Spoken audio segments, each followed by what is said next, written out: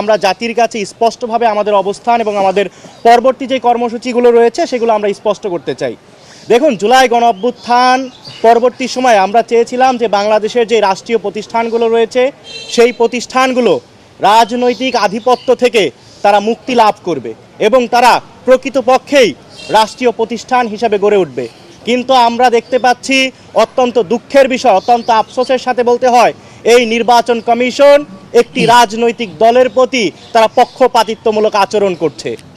আমরা স্পষ্টভাবে লক্ষ্য করছি, বাংলাদেশ রাষ্ট্রের যদি স্থিতিশীলতা রক্ষা করতে হয়, আর কোনো ফ্যাসিবাদ যদি আমরা বাংলাদেশে ফিরে আসতে দিতে না চাই, তাহলে আমাদের যে রাষ্ট্রীয় প্রতিষ্ঠানগুলো রয়েছে আমাদের রাষ্ট্রীয় প্রতিষ্ঠানগুলোকে শক্তিশালী করতে হবে।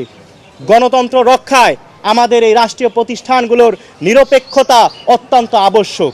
কিন্তু আমরা অত্যন্ত দুঃখের সাথে লক্ষ্য করছি, এই নির্বাচন কমিশন একটি বৃহৎ রাজনৈতিক দল বিএনপিকে বিশেষ সুবিধা দেওয়ার জন্য তারা বিভিন্ন সময় বিভিন্ন ধরনের ছল চাতুরির কৌশলের আশ্রয় নিচ্ছে।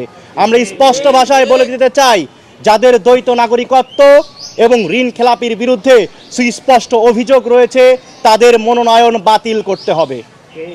যারা এখনো পর্যন্ত দ্বৈত নাগরিকত্ব নিয়ে বসে আছে তারা যদি কালকে এমপি কিংবা মন্ত্রী হয় তাহলে আমার জাতীয় নিরাপত্তার জন্য এটি হবে চরম মাত্রায় ঝুঁকি।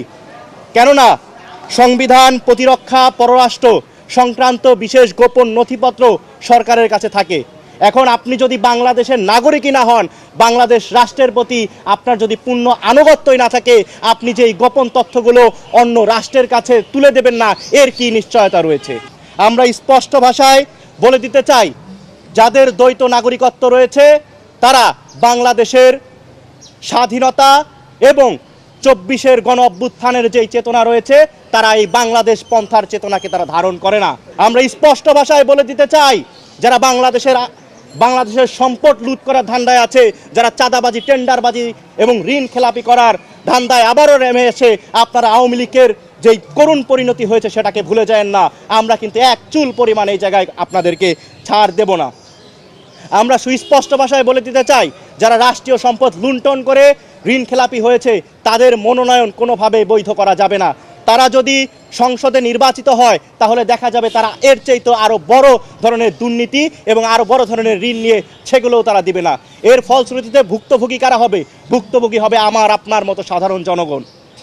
আমার আপনার জন্য আইন যদি একটা হয় আর বিএনপির প্রার্থী হয়েছে তার জন্য যদি আইন আর একটা হয়, তাহলে এই গণ অভ্যুত্থানের যে হাজার হাজার শহীদদের রক্ত, সেই রক্তের মর্যাদা কোথায় গেল? বারবার শুধু আমরা দেখতে পাই বাংলাদেশের জনগণ বারবার রাষ্ট্রের প্রয়োজনে, রাষ্ট্রের স্থিতিশীলতার প্রয়োজনে ফ্যাসিবাদের বিরুদ্ধে বারবারই আন্দোলন সংগ্রাম করে, তাদের জীবন উৎসর্গ করে। কিন্তু আমরা দেখতে পাই এই লুটেরা শ্রেণীর কারণে, এই ধরনের ব্লাডি ফরেনারদের কারণে আমাদের সেই শহীদদের রক্ত বারবার বৃথা যায়।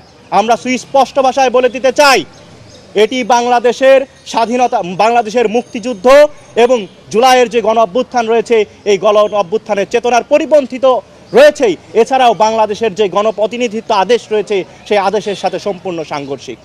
আমরা নির্বাচন কমিশনকে হুঁশিয়ারি করে বলে দিতে চাই, আপনারা আপনাদের নিরপেক্ষতা হারিয়েছেন, আপনাদের এখনো সময় আছে।